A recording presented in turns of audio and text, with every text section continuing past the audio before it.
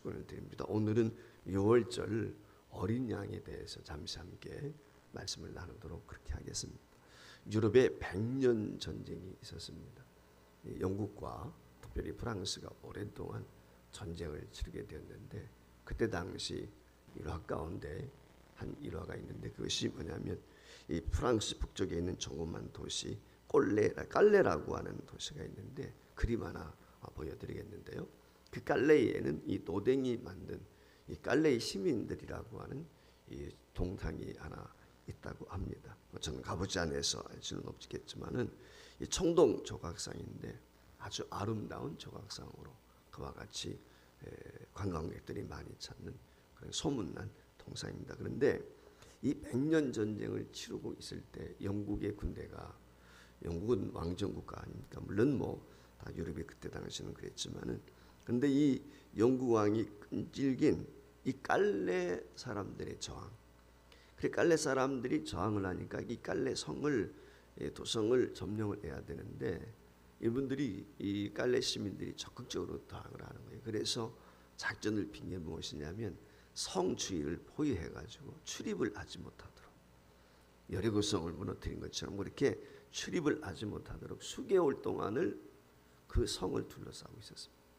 그러다 보니까 이제 먹고 마실 게 없는 거예요.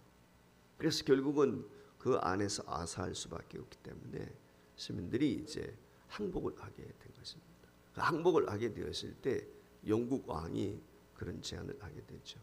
6명이 대표로 나와가지고 그 6명을 추려서 그 사람들이 희생을 당하고 그리하면은 그 항복을 받아주겠다라고 하는 거였습니다. 그러니까 그 시민 가운데 6명을 추려서 누구든지 그 사람들이 대표를 해가지고 결국 깔레 시민들을 구하기 위해서 희생양이 되는 것이죠. 그러니까 항복을 하되 조건이 있는 거예요. 6명을 내놓으라는 것이죠. 사람들이 두려워합니다. 자원하는 사람이 없죠. 그때 생피에르라고 하는 한 젊은이가 자기가 자원을 했습니다. 제가 가겠습니다. 용기를 내서 이 청년이 자원을 했습니다. 그러자 너도 나도 자원을 하게 되는데, 마지막에 7사람이 됐어요. 마지막에 2사람이 동시에 나오면서 7사람이 자원하는 꼴이 되었습니다. 그래서 사람들이 여기서 한 사람을 제비 뽑아서 그 사람은 가지 않는 것으로 하자. 그러니까 희생이 되지 않는 거죠. 그래서 제비를 뽑기로 했을 때 이 조금 전에 이야기했던 생피에르라고 하는 사람이 그렇게 이야기를 했습니다. 제비 뽑는 순간 내가 좀 살았으면 좋겠다. 내가 뽑혀서 가지 않았으면 좋겠다. 이런 생각이 우리에게 들 수 있고, 그것이 우리로 하여금 용기를 의기소침하게 만들 수 있다. 그러니 그럴 필요 없이 내일 아침 몇 시에 정한 시간에 제일 늦게 나오는 사람은 빠지는 것으로 하자. 그렇게 제안을 했습니다. 그래서 그 의견에 동조를 해서 그래 하는 것으로 하고 헤어졌습니다. 그 이튿날 되었습니다. 그 이튿날 자원했던 사람, 그 7명 가운데 6명이 제 시간에 정시에 나왔어요. 그런데 그 안을 제안했던 생피에르라는 사람이 나오질 않은 거예요. 본인이 그렇게 제안을 했는데.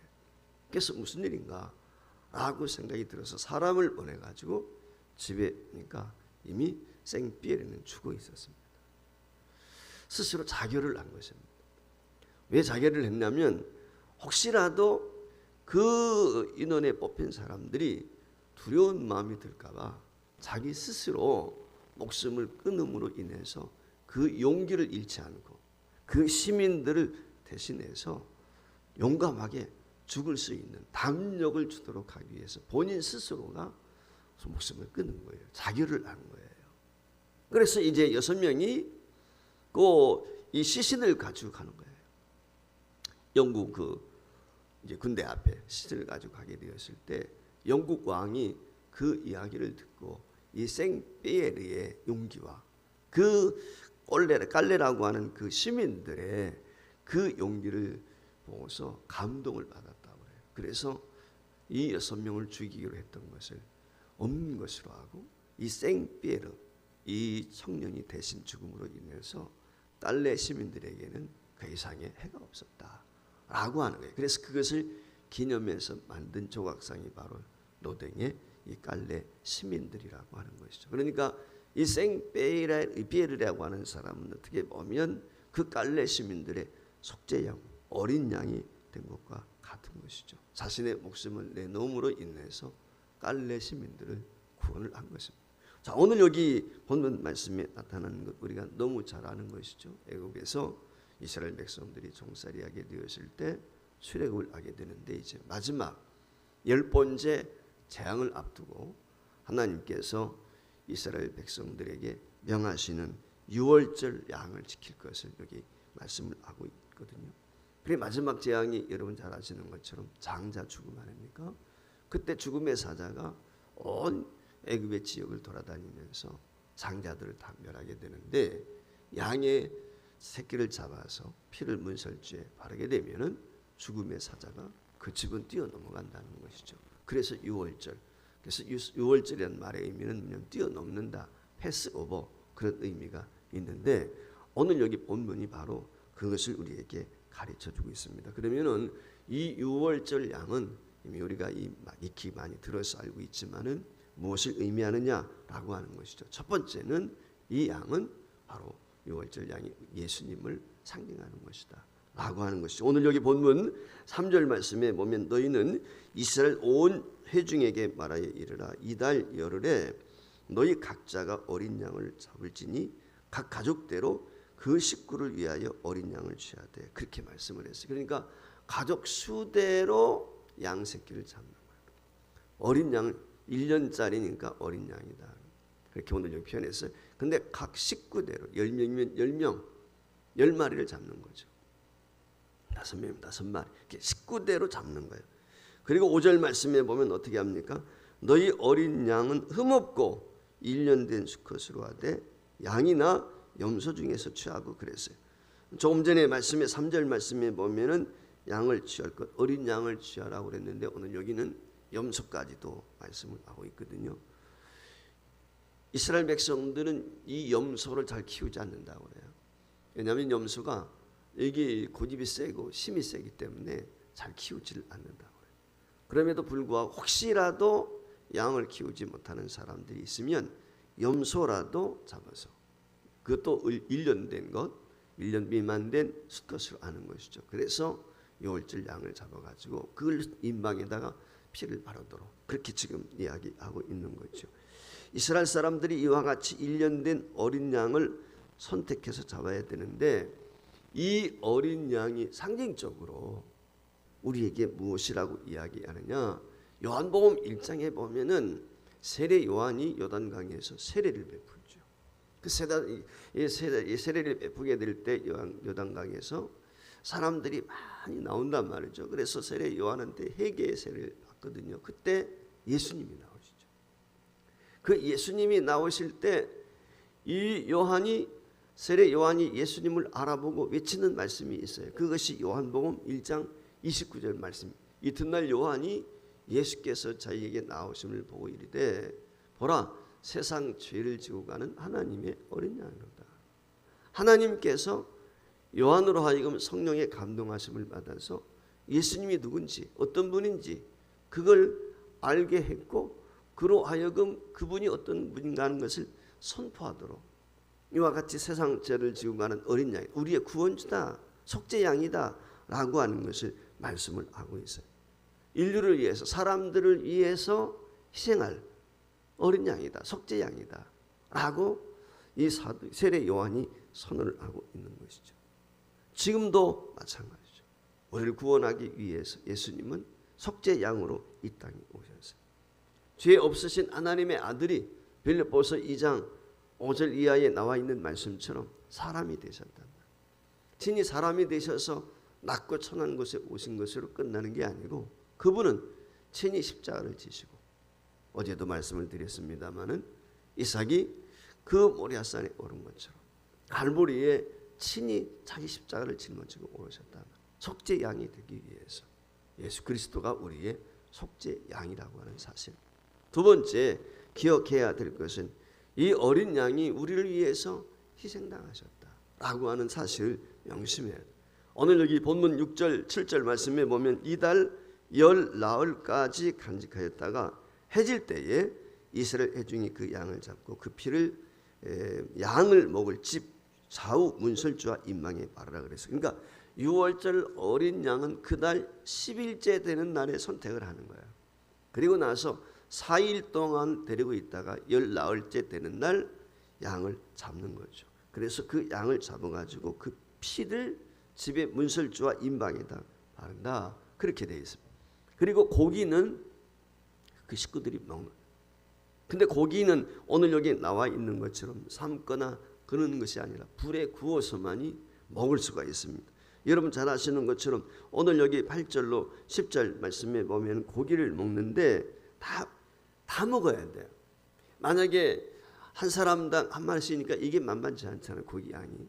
그러니까 이 고기가 남을 수밖에 없는데 그 남는 고기는 버리면 안 돼요. 그래서 그것은 불을 태워가지고 없애야 돼요. 다 소비를 시켜야 되는 거예요. 한마디로 말하면 소재와 같이 하나님 앞에 드리는 것이죠. 남는 것이 없이 전체가 다 불태워서 하나님 앞에 드리는 것입니다.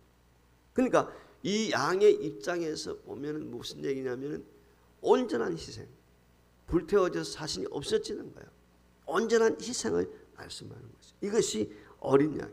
그래서 어린 양은 피를 다 쏟아서 인방과 문설주에 발라졌을 뿐만 아니라 그 고기는 먹혀지고 불태워지고 소멸되어지는 것이죠. 그것이 이스라엘 백성들의 양식이 되었다라고 하는 것입니다. 우리가 잘 아는 것처럼 요한복음 1장에 보면은 그런 말씀이 있습니다. 요한일서 1장 7절 말씀에 그가 빛 가운데 계신 것 같이 우리도 빛 가운데 행하면 우리가 서로 사귐이 있고 그 아들 예수의 피가 우리를 모든 죄에서 깨끗하게 하실 것이요. 그러니까 예수님의 피로 그 인방과 문설주의 피를 바르게 될 때 죽음의 사자가 패스오버 그 집을 뛰어 넘어간 것처럼 오늘 우리에게 이 예수님의 피 보든 이 은혜로 인하여 우리의 모든 죄가 용서되어지고 사죄의 은총을 누리게 되었다. 영원히 살게 되었다. 그걸 지금 말씀을 하고 있어요. 그래서 에베소서 1장 7절 말씀에 보면 이렇게 이야기합니다. 그의 피로 말미암아 속량 곧 죄사함을 받았느니라. 6월절에 어린 양이 희생되어짐으로 이스라엘 백성들이 살아난 것처럼, 물론 이스라엘 백성들만 살아난 것은 아니죠. 여러분 잘 아시는 것처럼 출애굽하게 될 때 이스라엘 백성들이 나오게 되는데 거기 말씀에 보면 잡족들, 그 애굽 땅에 나와 있던 각종 그 민족에서 포로로 잡혀온 사람들도 있었고 이주해 온 사람들도 있었을 것입니다. 그들 가운데 이 이야기를 알고 그들이 행했던 사람들, 그 모든 사람들은 그날 구원을 받은 거예요. 그러니까 문설주와 인방의 피를 받은 가정, 양을 잡아서 이 이야기를 듣고 다른 사람들은 누가 되었든지 구원을 받았다는 것이죠. 예수님께서 요한복음 6장 말씀에 보면 우리가 잘 아는 것처럼 이 보리떡 5개와 물고기 2마리로 5,000명을 먹인 사건 잘 아시죠? 그 5,000명을 먹이게 되었을 때 수많은 사람들이 예수님을 따르게 되죠. 그 예수님을 따르게 된 그 이유에 대해서 그들이 먹을 양식을 보고 따랐다라고 하는 이야기. 그러면 사실은 말씀이 그 하늘에서 이스라엘 백성들이 주어지는 만나를 먹었단 말이죠. 광야길 걸어갈 때 그 이야기를 하시면서 친히 주님이 하신 말씀이 있어요. 자기가 내가 양이다. 그래서 나를 먹고 내 피를 마시는 자는 영원히 죽지 않는다. 예수님이 그렇게 말씀을. 그러니까 예수님 스스로가 내가 참된 양식이고 내가 참된 음료다. 즉 한마디로 말하면 내가 6월절 양이다. 그 말이거든요. 그러니까 이 말씀은 자기가 예루살렘에 올라가셔서 어떤 모습으로 세상을 떠나게 되고 그것이 주는 의미가 무엇인가 라고 하는 것을 이 6월절 양의 개념을 통해서, 즉 이스라엘 백성들이 이해하고 있는 그 6월절 절기는 지키는 그 양에 대한 의미를 알고 있기 때문에 그걸 주님이 말씀을 하신 거예요. 내가 바로 6월절 양이다. 너희를 위해서 내가 만나가 애굽에서 광야길을 걸어가게 될 때 만나를 주셨던 것처럼 내가 진짜 양식이고 내가 진짜 음료다. 반석에서 솟는 물이 진짜가 아니고 내가 진짜, 내가 주는 물은 영원히 목마르지 않다. 예수님께서 그렇게 말씀하셨는데 바로 스스로 자신이 유월절 양이 되셨음을 간증을 하고 뭡니까? 증언을 하고 있는 거죠. 이 유월절 양 되시는 바로 예수 그리스도의 피 흘리심을 통해서 우리가 구원을 얻게 되었고, 이제 오는 주일날 우리가 성찬식을 하게 됩니다마는 하나의 기념으로서 우리가 떡을 떼고 잔을 나누게 될 때 바로 예수 그리스도의 그 피 묻은 그 유월절 양, 속죄 양이 되셨던 그 주님과의 더불어 우리가 하나가 되어서 그 주님의 죽음이 나의 죽음이 되고 주님의 부활이 나의 부활이 되는 은혜를 경험하는 성찬이 될 수 있도록 우리가 해야 될 것이고, 특별히 이 사순절 기간을 통해서 예수 그리스도께서 날 위해서 어떻게 속죄 양이 되셨는지 다시 한번 이 아침에 주시는 이 말씀을 통해서 이 고난의 길을 걸어가셨던, 그리고 우리를 위해서 물과 피를 다 쏟아주신 그 주님의 놀라운 사랑과 은혜에 감전되어져서 다시 한번 기꺼이 내게 주어진 십자가 달게 지어 주님을 따를 수 있는 저와 여러분이 될 수 있기를 주의 이름으로 축복합니다.